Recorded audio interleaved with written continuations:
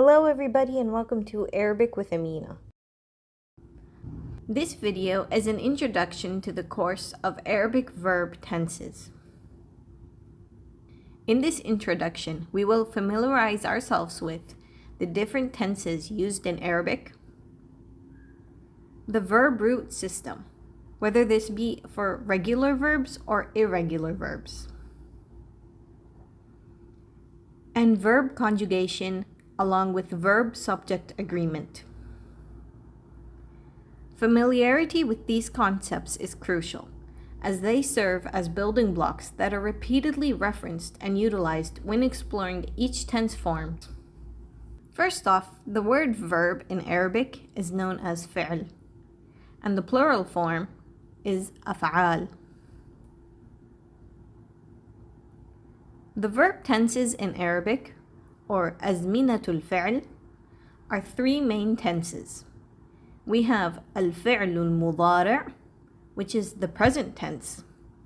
This tense refers to an action happening in the moment. Al-fi'lul madi, the past tense, which refers to an action that has occurred in the past. And al-fi'lul amr, the imperative tense. This tense is used for requests or commands.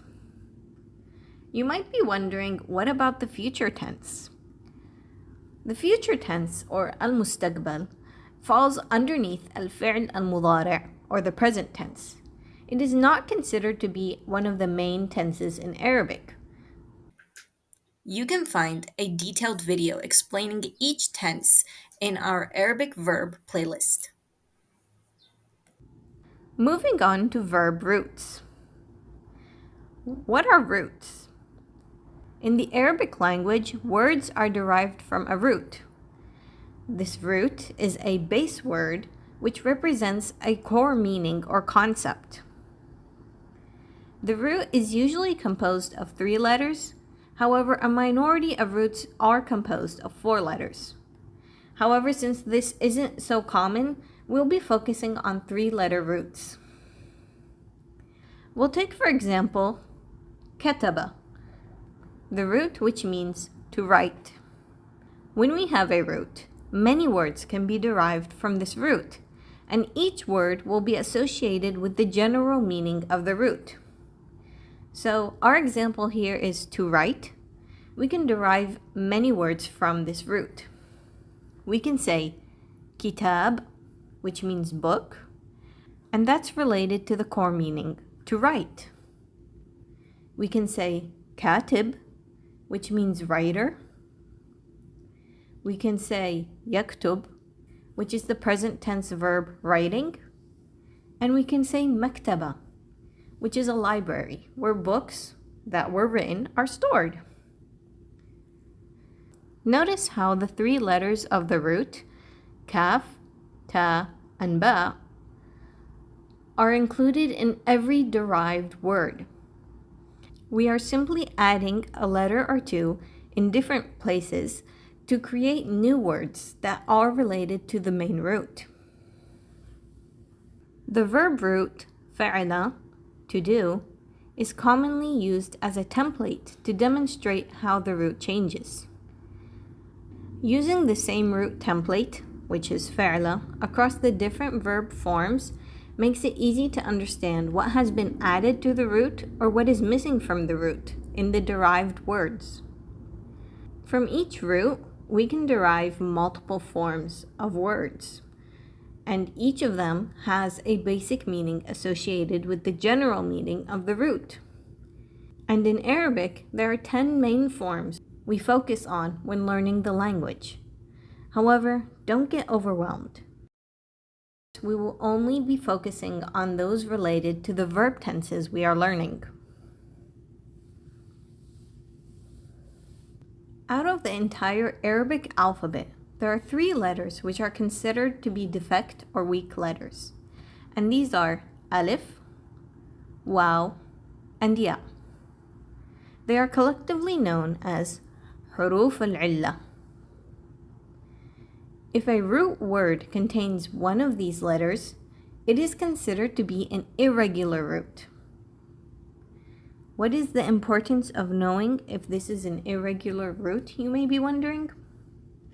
Well, irregular roots will sometimes follow different or additional rules when deriving a word from it. The defected letter may change or even disappear from the word being formed. For example, the verb root قول, to say.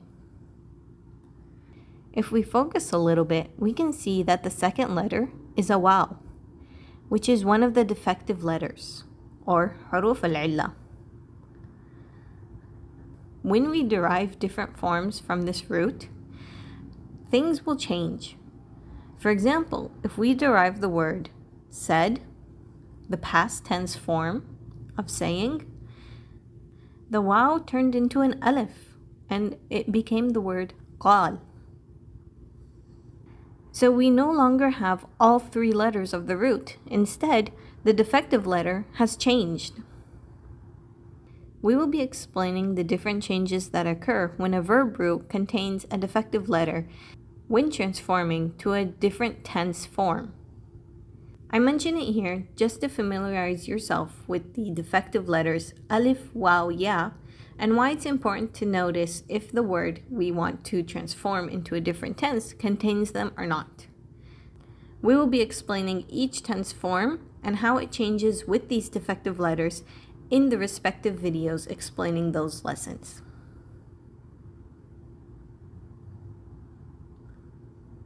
Moving on to our third learning objective in this video, verb conjugation. What is conjugation? Verb conjugation is when we alter the verb to agree with who is performing the action. In Arabic, verbs must agree with the doer of the action in both gender, whether male or female, and plurality.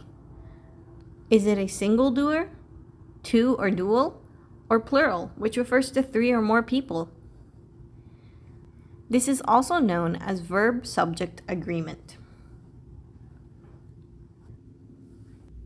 We will be covering verb conjugation for the different tenses used in Arabic. You can learn more about conjugation in this free video available on YouTube. And that concludes our video on Introduction to Verb Roots. Make sure to subscribe to keep updated with new Arabic lessons. And thank you, and see you next time. Arabic with Amina.